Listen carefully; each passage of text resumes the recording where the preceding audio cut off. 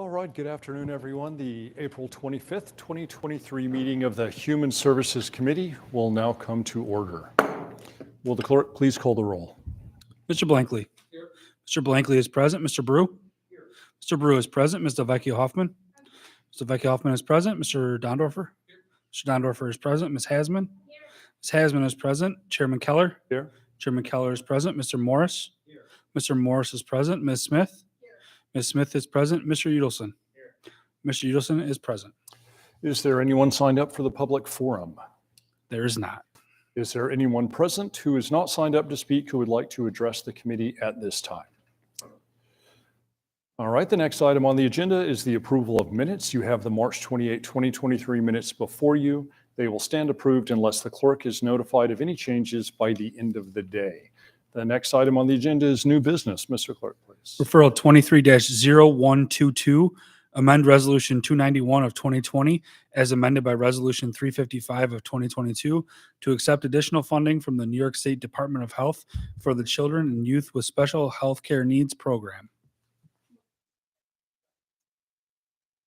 Motion by Legislator Smith, seconded by Legislator Dondorfer. Sorry. Are there any questions? Legislator Smith. Through the chair, how are the children and youth selected to receive these types of services?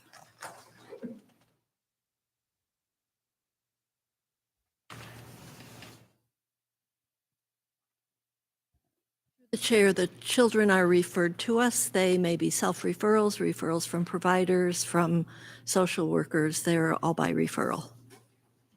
Thank you. Any further questions? All right, seeing none, all those in favor, please signify by saying aye. Aye. Are there any opposed? Item carries. Next item, please. Referral 23-0123, acceptance of a grant from Health Research for the Expanded Partner Services Initiative. Moved by Legislator Dondorfer, seconded by by Legislator Brew. Are there any questions? Legislator Dondorfer. Yes, thank you. To the administration, are the employees of the Department of Public Health whose jobs are there employees of the Department of Public Health whose jobs are solely dedicated to this program? Chair, most of the employees in that program are divided between a couple of different initiatives. There may at one time or another be an employee who's dedicated solely to this position, but usually their attention may be divided between infections. Thank you. Any further discussion? Legislator Blankley. Thank you, Mr. Chairman. Just a question through you to the administration.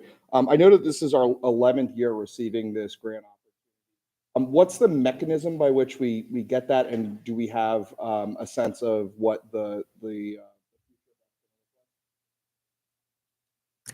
Through the chair, this is delivered to us through the state. We provide the service, we voucher the state, they pay us, and we have no reason to believe that it's going to change.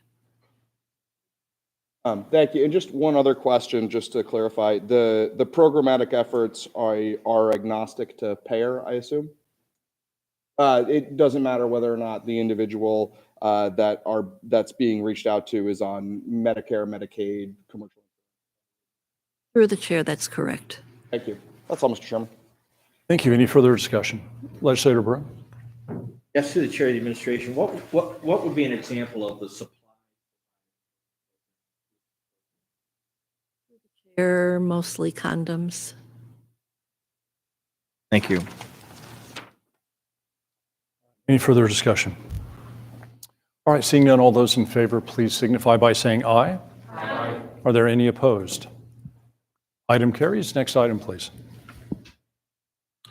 Referral number 23-0124, acceptance of funding from the New York State Office of Mental Health and the Office of Addiction Services and Supports, and amend Resolution 393 of 2022, authorizing contracts for the provision of mental health, developmental disability, and alcoholism and substance abuse services in 2023 for the Monroe County Office of Mental Health.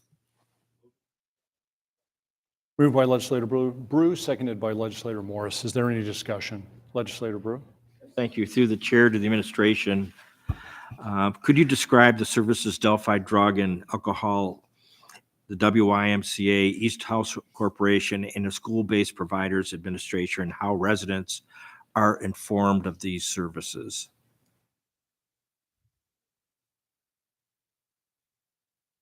Through the chair, so your question is, how are people informed of these services? Yes, basically. Okay. We actually provide resources on our website.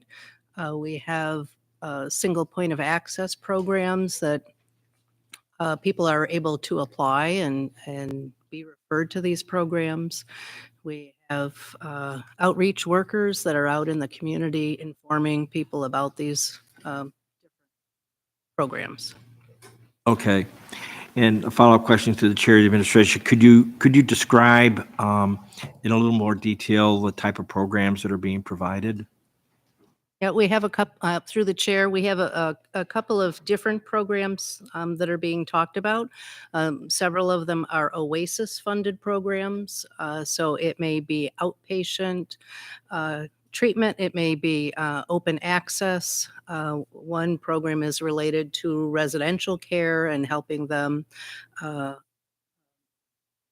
prepare for new regulations. And then there is also OMH-funded money that is for the school-based programs, and that's for school counseling that is actually taking place in the schools. Okay. And to the Chair of the Administration, so then I'd assume that the providers, which would be Delphi Drug and Alcohol, YWCA, East House Corporation, and School-Based Providers Administrator, they all provide their own unique type of services. Am I correct in assuming that? Through the chair, yes, with a sense that there are regulations that they need to follow. All right, thank you. Any further discussion? All right, all those in favor, please signify by saying aye. Aye. Are there any opposed? All right, item carries. Are there any other matters to come before this committee? There being no other matters, the April 25th, 2023 meeting of the Human Services Committee stands adjourned.